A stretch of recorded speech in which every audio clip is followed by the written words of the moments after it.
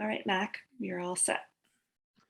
Okay, thank you, everyone. I'm Mac Burnham. I'm a co-director of EpLink, the epilepsy research group of the Ontario Brain Institute. Thank you for joining us today. Today we'll be hearing about the diagnosis and treatment of glucose transporter type 1 deficiency syndrome. And our speaker will be Dr. Juan Toro-Perez. Dr. Toro-Perez is from Trujillo, Peru, a medical degree at the, pardon me, I gotta move a banner over here. A medical degree from Lima and neurology residency at the National University of Trujillo. Worked as a neurologist in Lima, Peru, and also completed an epilepsy fellowship at Western University. Recently completed a master's in experimental and clinical neuroscience from the University of Murcia in Spain, and I'll let you read the rest. Welcome, Juan, and thank you very much for speaking today. Well, thank you so much. I am so happy with this opportunity. Hopefully all will be okay. I will start with my slides. Are you seeing my slide? We can.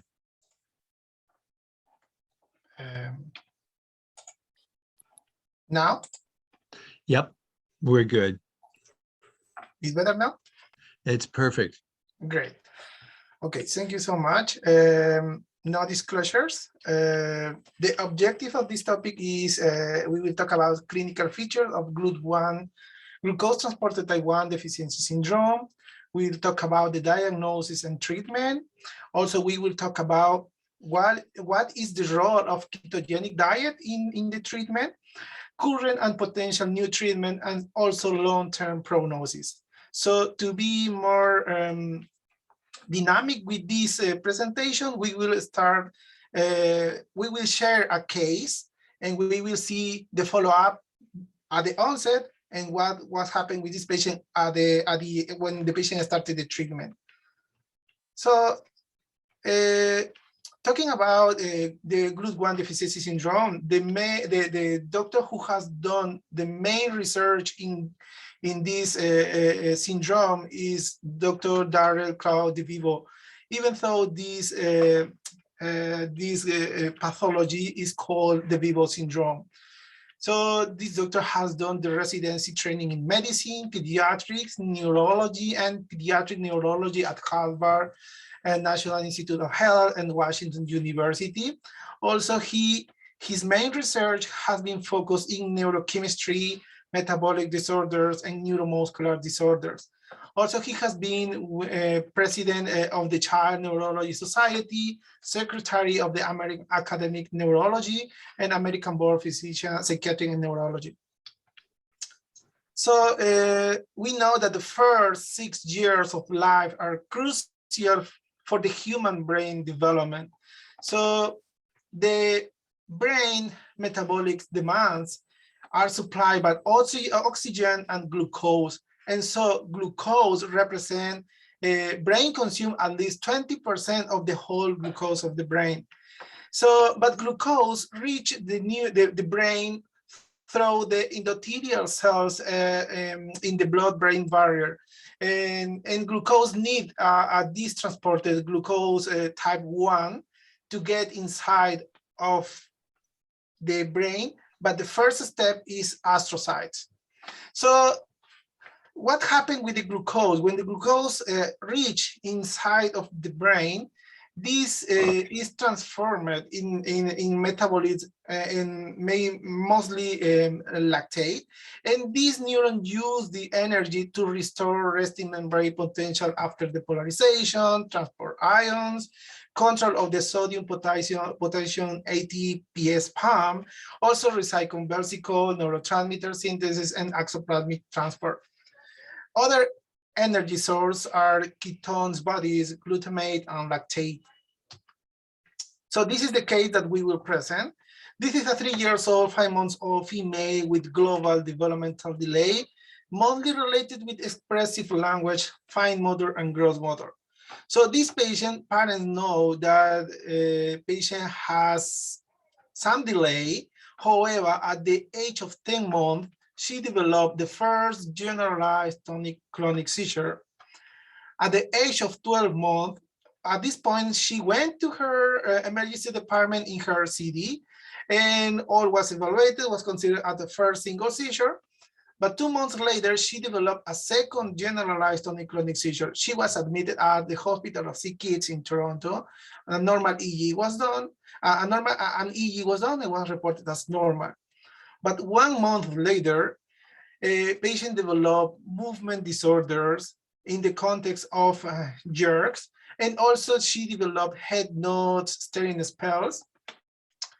But the patient continued having these spells. So at the age of 14 months, she developed the third generalized tonic-clonic seizure, but the mother was a little bit smart, and she noticed that the abnormal movement as well as the head nodes were more intense, were close to the feeding time. So the mother decided to feed more frequent her daughter, and she was like this until this age. So at 2 years of age, patient had a new EEG and a brain MRI. Both were reported as normal. So the doctor in her community decided to start valproic acid at the age of 29 months, but patient continued having the same spells. The spells decreased a little bit, 50%, but she continued. So she was tested for epilepsy test panel, and at the age of 39 months, SLC2A1 mutation was found. And 1 month later, even lesser than 1 month, she started ketogenic diet. So in the perinatal history, it was unremarkable. She was born term with vaginal delivery, normal neurodevelopment. Well, in her neurodevelopment, she was delayed, as I told you, and she was hypotonic. Also, in her neurological examination done during her admission here at CHIO for ketogenic diet, her head circumference was 49 centimeters, normal for her age. She was alert, not verbal, not motor weakness, but she was unsteady gait, likely ataxic, with abnormal movement, mostly myoclonus and mild dystonia.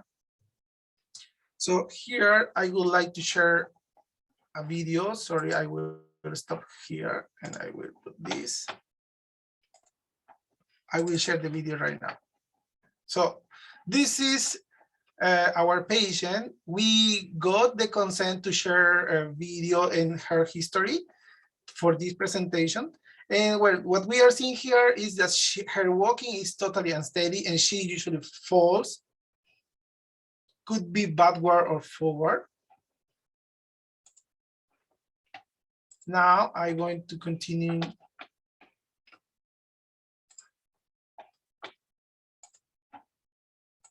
Okay.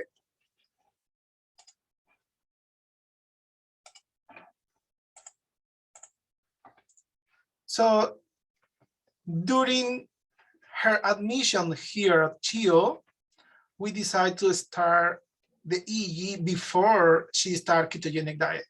So this is a bipolar montage or double banana EEG, double banana montage.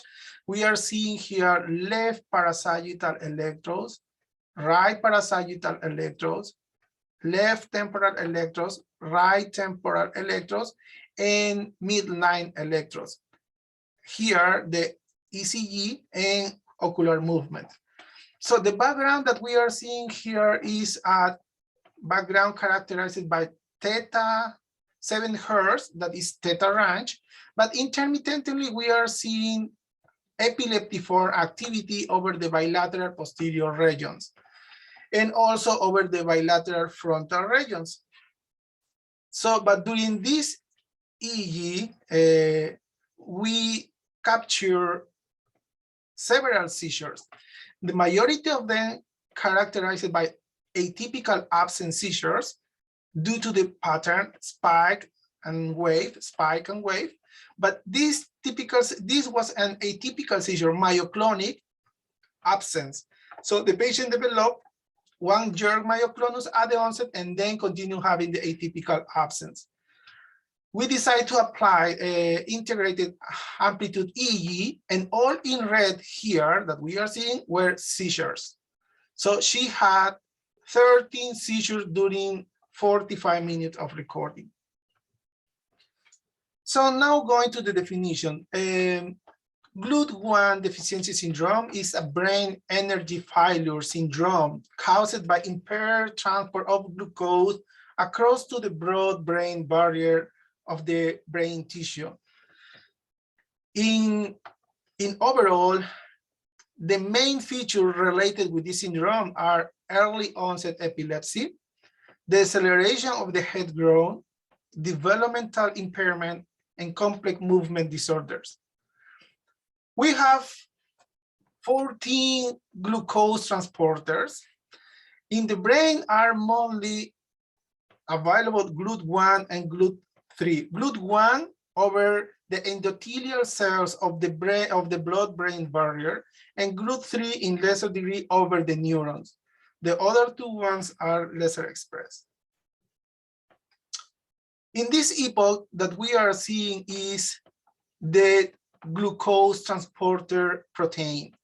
This is a member of the major facilitator superfamily of proteins transporters. This protein has 492 amino acids, and this transporter also has 12 transmembrane segments, as we are seeing here from 1 up to 12.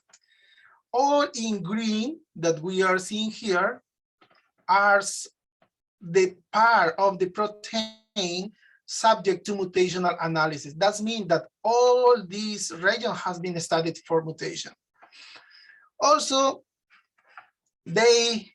another study decided to study the velocity of this transporter, and they use the embryos of the frogs, these kind of frogs, and they have found that all the frog who had this phenotype as childhood absence epilepsy, less than 4 years old, or early onset absence epilepsy, had impaired of the velocity between 54, more above 50%, between 54 to 70%.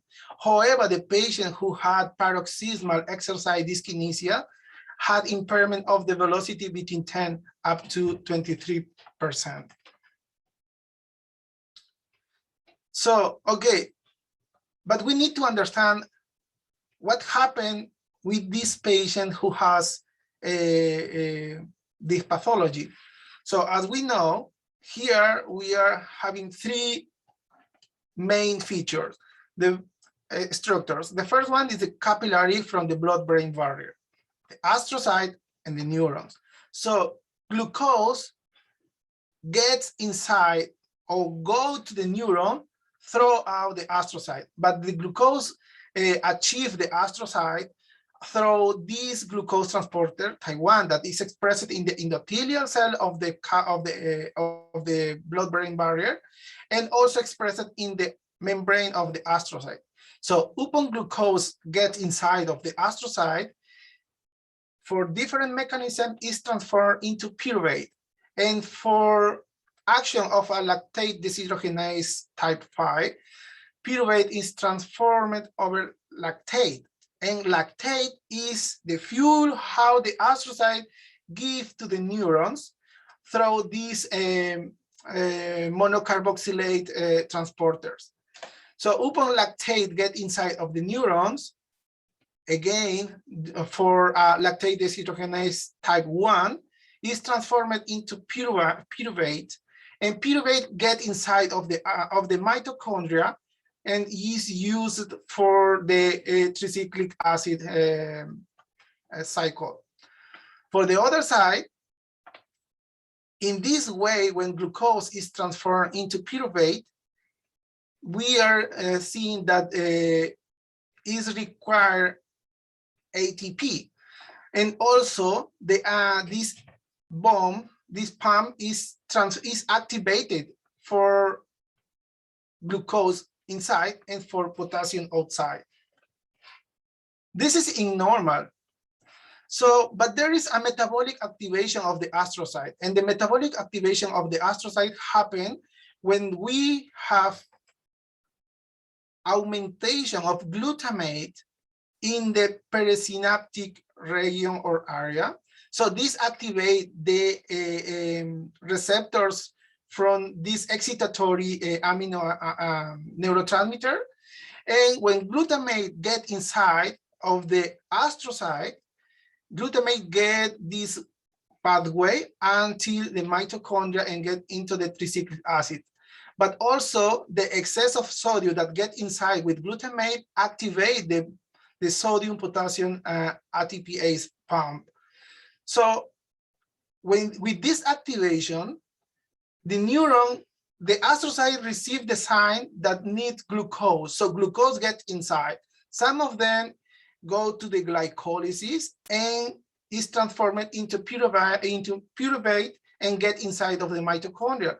However, another part of the glucose get inside of the pentose phosphate pathway with the objective to produce ascorbic acid and release ascorbic acid for the neurons to avoid the excess of reactive oxygen species. So this mechanism here again, if this equilibrium is broken, will produce an excess of radicals oxygen species will be accumulated into the neurons, and with the time, we don't know how long, will trigger at the onset impairment of the neurons function. But if this imbalance continue, will trigger to the apoptosis and death of the neurons. So the same mechanism happened with the glutamatergic neurons, the postsynaptic neurons, and with GABAergic neurons.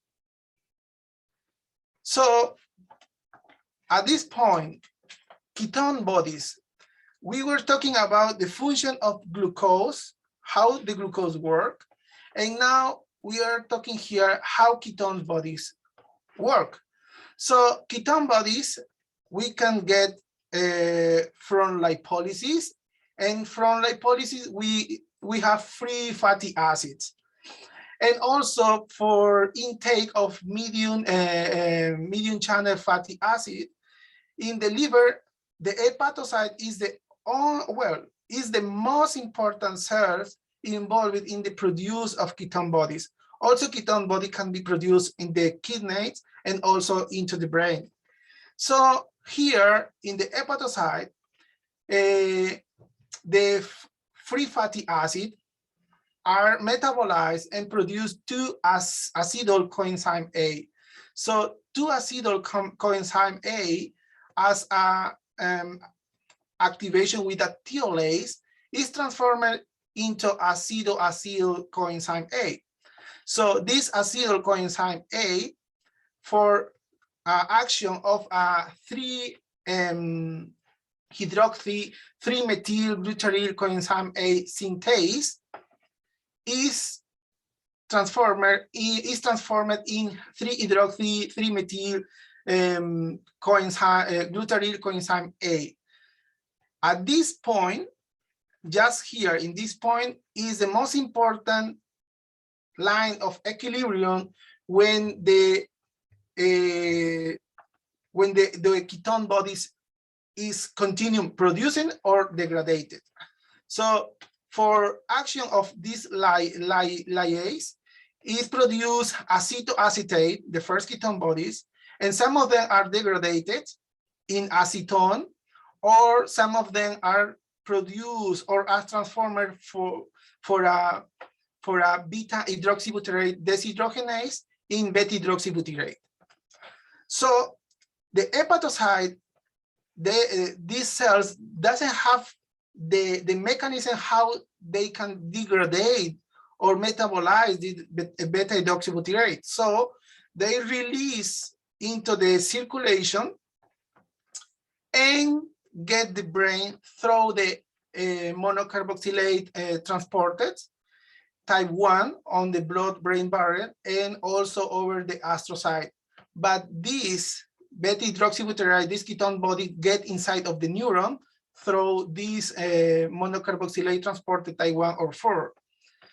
But one particularity is that this both transporter has low affinity to the ketone bodies because more work with glucose.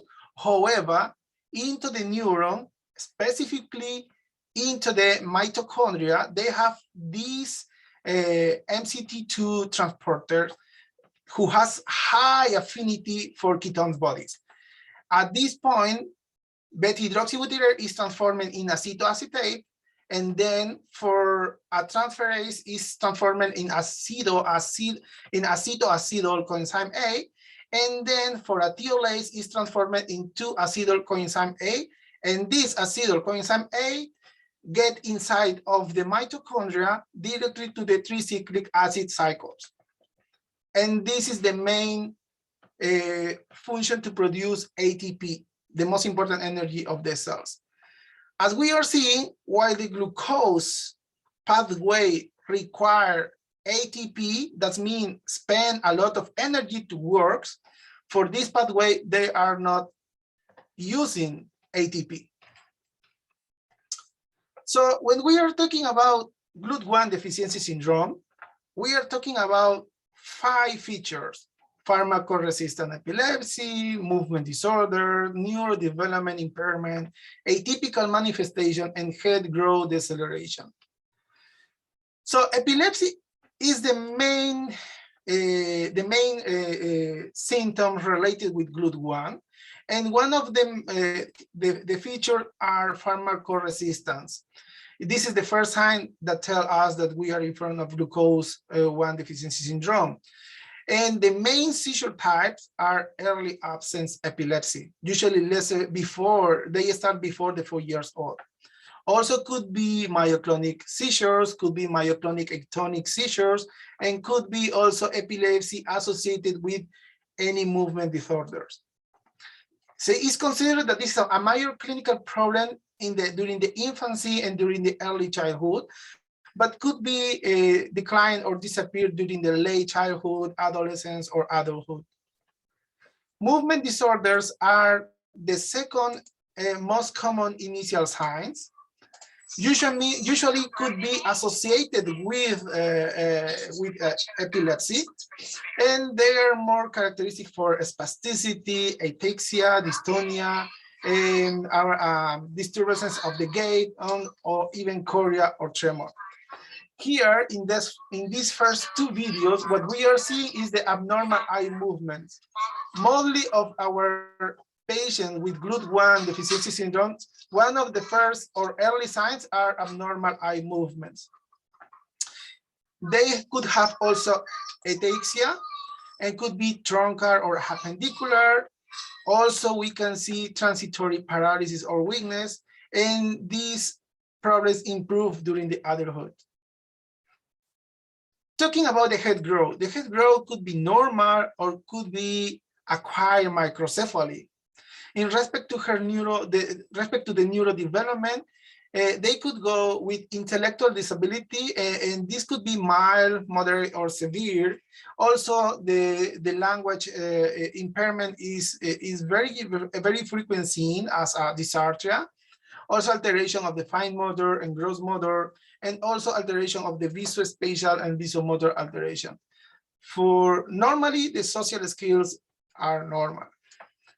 Any other atypical manifestation could be hemiplegic migraines, cyclic vomiting, Parkinsonism, brain atrophy, and also hemolytic anemia, and any others that we are seeing here. For the diagnosis, is simple if we have or keep in mind the main clinical features, and if we have the hypoglycemia with normal blood glucose, And well, definitely, if we have the mutation that is located over the chromosome 1 in the short arm, in the region 35 to 31. For rule glucose, to consider hypoglycemia, these patients should have less than 40 milligrams per deciliter, and the ratio between glucose over in the CSF and blood should be less than 0.4. So in 2020, the group of experts in GLUT1 deficiency syndrome considered that the definite diagnosis for GLUT1 deficiency syndrome if we have the three main features: hypoglycemia, characteristic clinical features, and pathogenic variant of over the SLC2A1. So if the diagnosis is confirmed or probable, we have to start ketogenic diet. But if the diagnosis is possible, we should consider. Respect to the EEG, we know that the EEG give a measure of the electrical point of view of the brain. So this could be normal, showing slowing, showing a spike and wave activity, showing polyspike and wave activity, spikes, and this could be generalized and focal or multifocal.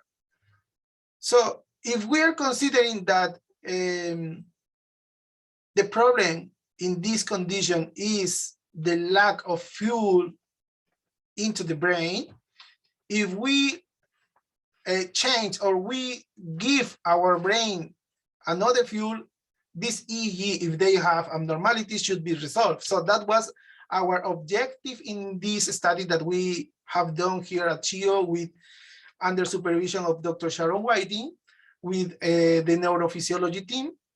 And we present our research in the American Epilepsy Society, and we found this. We found very important information that even though some patient who has been treated with ketogenic diet, the epileptiform activity has been increased, or even though clinically they were totally seizure-free, but the EEG is not. Some of them showing worsening. So this was one of the patients who had some atypical features that never has been reported. This patient had central temporal spikes, never reported in patients with GLUT1, and we found this case. And after ketogenic diet, we saw that the central temporal spikes remain there. So all these patients were into amplitude integrated EEG study to determine the index of spikes.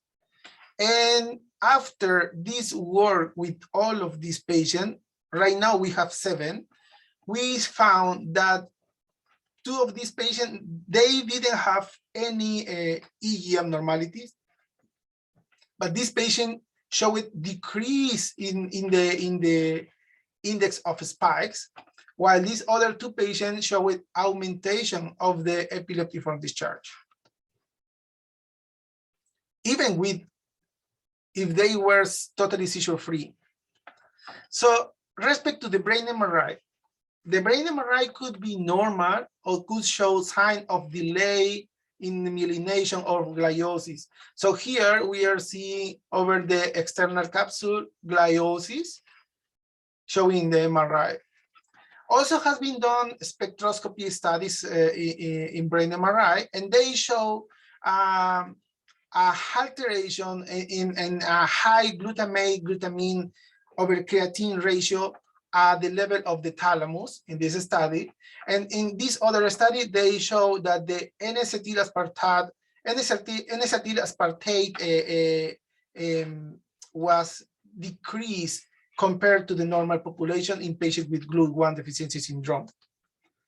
Also, the positron emission tomography showed hypometabolism over cerebellum, thalamus, and cortex, and hypermetabolism over striatum and over the head of the caudate nucleus. respect to the treatment.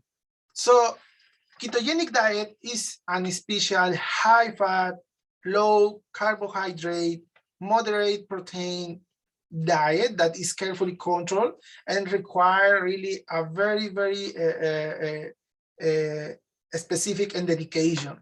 So usually it's necessary 5 up to 6 weeks to achieve the right ketone bodies necessary to produce at least 60% of the brain energy required.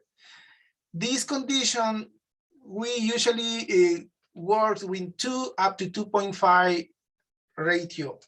That means this is a normal diet. So in a normal diet, as we are usually eating, the majority, at least 60%, are carbohydrates. In ketogenic diet, at least 80% with this ratio is fat, while proteins are also in 15%, and carbohydrates could be only 5%. And the recommended carbohydrate intake could be between 30 up to 50 to get the best control in the seizures.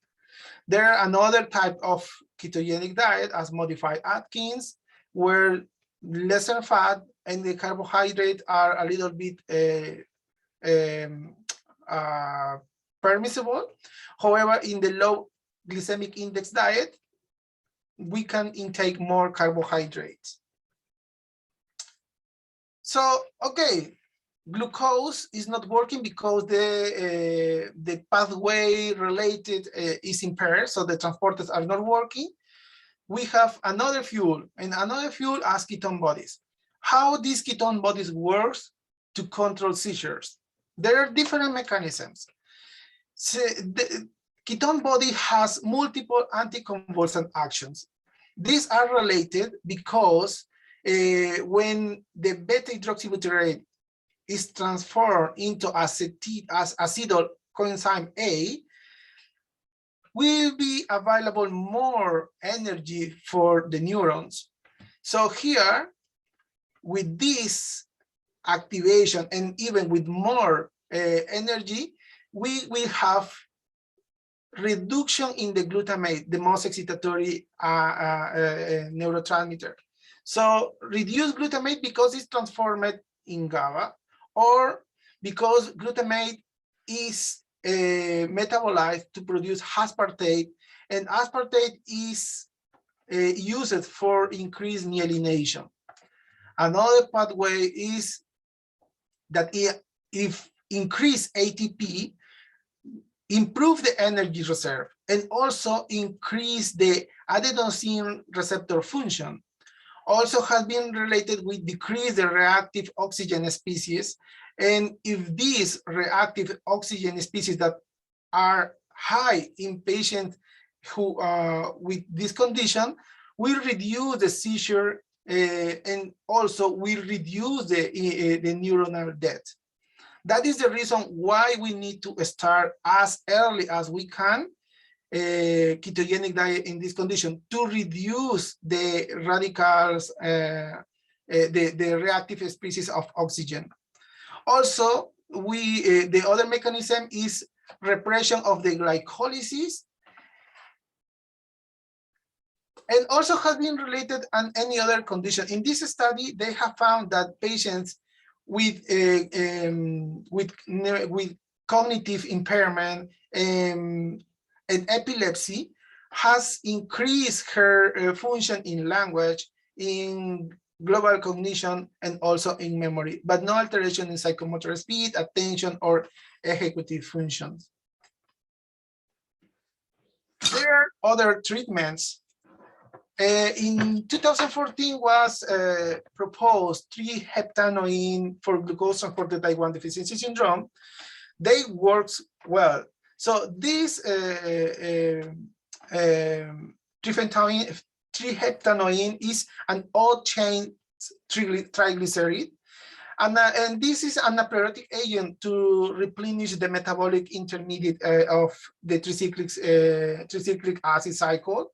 So with when they work in open label studies, they work well. However, when this medication get into a randomized, blinded, placebo-controlled clinical trial, really, it doesn't work. Also, we have a gene and protein replacement. In these studies, they have found that they use viral vectors, adeno-associated virus serotype 9, and they put inside of this virus normal ARN of patients with GLUT1 deficiency syndrome, and they inject intraventricular these promoters. So the rats and mice who were injected with these adenosine-associated virus, they noticed that the receptors, the expression of this GLUT1 were increased, and also the concentration of glucose in the CSF increased, also facilitate the brain growth. And they noticed also that the glucose intake was enhanced. So also these mice noticed that the abnormal movement decreased. So this Korean team are working right now in the studies for humans. So until now, looks like good, but we need to see what happens in the future. So there are another small molecules and biological who to enhance the GLUT1 expression. So has been found that acetazolamide, we don't know the mechanism, but reduce paroxysmal dyskinesia, and they could be related with the pH and the ion transport. Also, alpha-lipoic acid or thiocetic acid increase the expression of GLUT1 for a translocation in GLUT1 and GLUT4. And also insulin-like growth factor enhance the cell surface of GLUT1 levels, but they are related with inactivation of the phosphokinase 266. Also, the hypoxia-inducible factor 1A increase in absolute the GLUT1 levels, and they are considered that this is the final mediator of the pathway that regulates the expression of GLUT1. So now I will share the video. We got also the video, the consent, verbal and written, to show how this patient is going after she started ketogenic diet. And we are seeing that she continued ataxic, but she is more, her walking really is more stable. And she continued having some kind of dystonic movements, but even though parents didn't notice any seizures since ketogenic was started, and they are so happy and grateful with this. The EEG that we saw after 3 months of keto showed nearly normalization, some kind of slowing. And we have the proof with the amplitude integrated EEG when we are not seeing seizure. This activity in red that could be or mimic a seizure, we prove that they are not seizure because it was related with movement activity. So in this report, we didn't find any seizure. What is the prognosis? The prognosis respect to the seizure, we consider the seizures are the prominent feature during the childhood, but decrease during the adolescence. Movement disorders may be worsen or appears during the adolescence, and paroxysmal movement disorder could be had evolution or in the worst way. In the worst way, it could be a spasticity and in ataxia. So ketogenic diet, early introduction of the ketogenic diet and maintenance into the adulthood is recommended. Favorable course will be seen in epilepsy. So withdrawal of the anti-epileptic drugs and the ketogenic diet could be considered after the adolescence, not before, and worsening respect to the movement disorders. So modified Atkins is recommended. In conclusion, GLUT1 deficiency syndrome is a brain energy failure syndrome caused by impaired transport of glucose across the blood-brain barrier.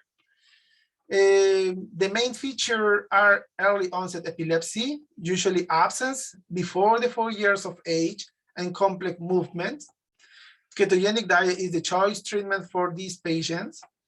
The electrographic features could show worsening after ketogenic diet in spite of the seizure control.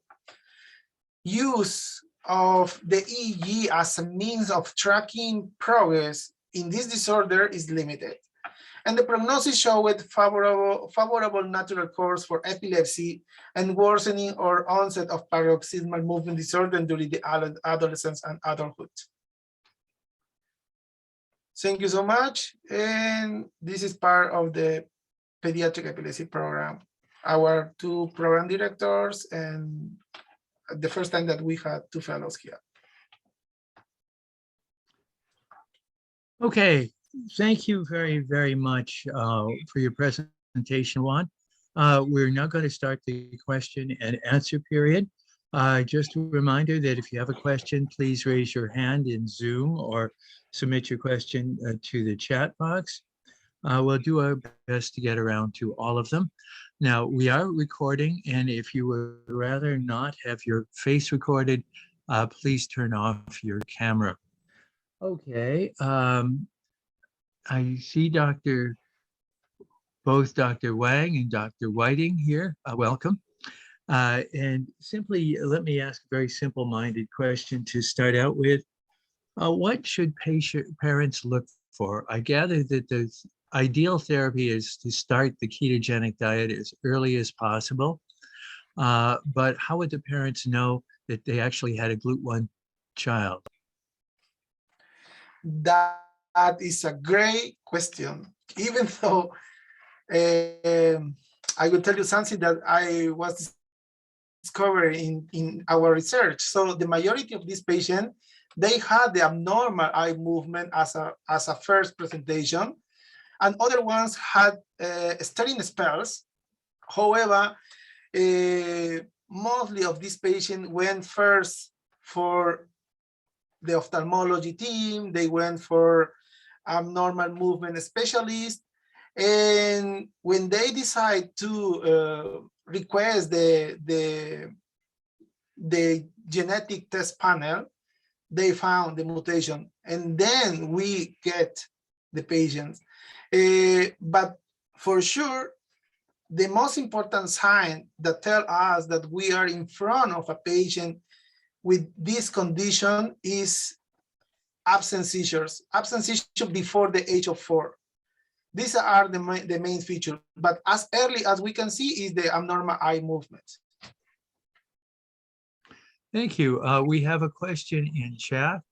The sodium channel blockers, do they interfere with the absorption of glucose, perhaps phenytoin or carbamazepine? This is a good question. So what happened with glucose? The problem is not with the absorption. The problem is that we could have glucose inside of this of the circulation. The problem is that the glucose could not reach the neuron because the problem is the transport. So the transport is not working. Okay, so it would not have anything much to do with the sodium channel or sodium channel blockers. No, because the problem is not the sodium channel. The problem is specifically the door. If you want to get inside of a home, you need to open the door. And in this case, the door is the glucose transporter type 1. If this transporter is not working, glucose couldn't get inside of the neurons. Thank you. I think we have a question from Maya Singh. Hi, thank you for your talk. Just wondering, you presented 3 different options for the ketogenic diet. I'm just wondering if they're all equally effective for treating GLUT1. Okay, in option that we have is classical ketogenic diet. For children's, for young children's, really, classical ketogenic diet is easy to start, and usually they accept the keto, but sometimes we decide to switch the diet for another diet as a low glycemic index or Atkins diet if the patient does not accept the diet, or there is a lot of side effects. So acute side effects related with the diet are the hypoglycemia. This is the reason why we need to admit in the hospital. Also is the acidosis. Another side effects are related with vomit, and also are related with nausea. And chronic side effects are related with kidney stones. This is something that we need to keep in mind. So it's recommended for us younger is the kid, classical ketogenic diet. Usually the ratio is between 2 and 2.5.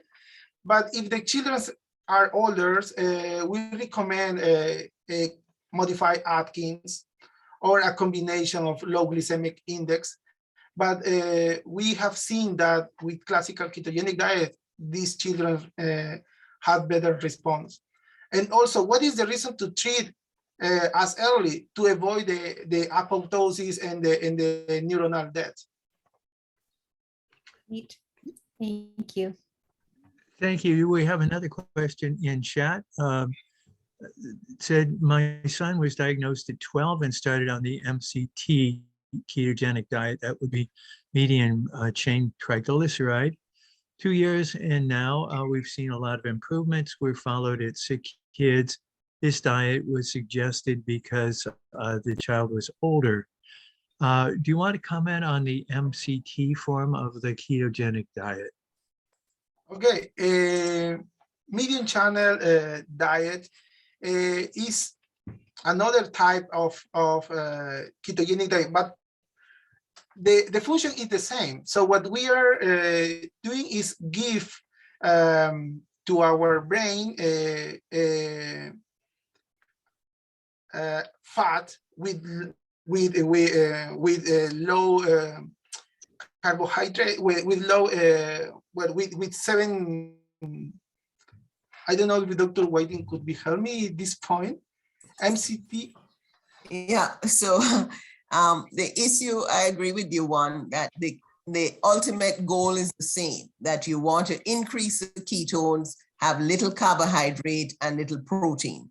The classic ketogenic diet is where you achieve that goal using food. So everything has to be calculated out in terms of what proportion of your carbohydrate and protein to fat. When we use a medium chain triglyceride, it's an easier ketone to actually give the patient a ketone body, and it's given as oil. So sometimes we'll use medium chain triglycerides when we have a difficult case where we have achieved ketosis and we want to get added ketosis, we might add MCT. The good thing about patients on with GLUT1 is that getting ketosis is actually quite easy. So we don't have to usually go to a high ratio of 4:1 where most of your diet is fat. It's usually a 2:1. And when the kids get older, they don't particularly like doing all the weighing. So that's why we will use low glycemic index or at Atkins, where we actually have them calculate how many grams of carbohydrate they can have a day, and then they will use a calculator and keep track of it that way. So it's really just giving you different options of how to achieve the ketogenic diet. The younger the child, the easier it is, because of course the parents are feeding the children and making sure they're getting everything that they're supposed to get. When they're in the teenage years, they want to do what their friends do, so you have to be more careful. What are the strategies? In other words, these kids are going to have to stay on the ketogenic diet for a long time, perhaps for life. It's not easy to maintain. Adults have trouble with the ketogenic diet. How do you keep them on it? Well, one thing that I find in following the patients with GLUT1, the parents will tell you that if they start to lose their ketones, if they're not, quite diligent about it, then the movement disorders will come in. And you'll see patients where they might have focal dystonia over one half of the body, and they're just not able to move. It's like a, hemidystonia, and they can't walk for that period of time. You restore the ketosis and they do well. The other driving force is schoolwork. If you don't maintain ketosis in patients with GLUT1, they're going to end up with significant learning issues. So I think the movement disorder learning issues push the parents into making sure they see such marked improvement with their kids with the ketogenic diet. Now, over time, children that are on the ketogenic diet know they can't share their food, so they take, they go to a birthday party, they go with their ketogenic diet cake, and that's what they have, and they don't necessarily share the food of other kids. So over time, they learn this, as they're growing up.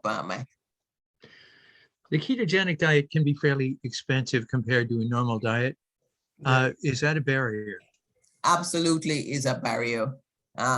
We do find all the foods that are high in fat usually cost a lot more, things like the oils, the coconut milk, etc. That costs much more than, so we do that as an evaluation before we start a patient on the ketogenic diet. The issue though with GLUT1 is that is the treatment, but we'll usually with patients with GLUT1, you can get off of the anticonvulsant, so they don't have the cost of the anticonvulsant. So that's the trade-off there. And another thing that I would like to add is that ketogenic diet mean that all the family is involved in that, and it means dedication, a lot of dedication, and sometimes even the parents, they feel tired to eat the same because they try to eat, all the people or all the kids try to eat the same. However, it's totally different to feed with this kind of diet only one and feed the other ones. Yes, but just to make sure we don't have the other members of the family on a ketogenic diet. And the reason we say that is because a ketogenic diet has to be followed very carefully by the dietitian, because while you're making sure that the child has ketones, you have to make sure there's enough protein for bone growth and hair growth and skeletal growth. So it has to be very, very carefully monitored. And we always advise parents about this because, you go to the gym and half the people there are on the ketogenic diet, but in a growing child, it's very different than ketogenic diet in an adult. But one is right. We try to make sure that the other members of the family recognize that the kid has to be on a particular diet, because well-meaning grandparents will be just, why don't we just give a little cookie here or a chocolate bar here, and then we'll completely take the child out of ketosis, provoking a seizure and the movement disorder, as well as problems with learning. Okay, we're pretty well finished with our presentations and our questions. Are there any final questions from the people online? Okay, well then I thank you, Dr. Toro-Perez and Dr. Whiting, for this very, very nice presentation. We appreciate all of you coming to listen today. And our next seminar will be next Friday, March 15th, and we'll feature talk about brain monitoring and modulation research by Dr. Peter Carlin. I'd like to thank I'd like to thank Rebecca Welfley and her team for organizing these. And I'd like to wish everyone a great weekend. Have a good weekend, everybody. Stay safe. Stay safe. Thank you so much. Thank you, man. Thank you so much. You.